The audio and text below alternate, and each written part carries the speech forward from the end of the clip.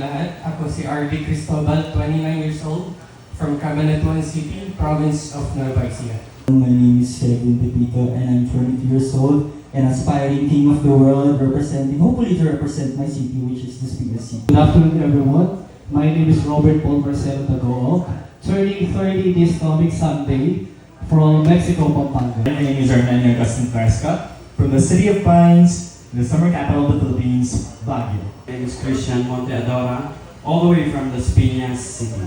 My name is Bas Gaspi, 21 years old from Valenzuela City.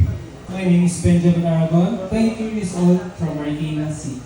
Good afternoon, everyone. I'm Andy Medjomar, 20, from San Jose del Monte, Bulacan. I am Rax Galvez, 23 years old, from San Carlos City, province of Pangasinan. My name is Jean Anderson Bianco. I reside at Malate, Manila.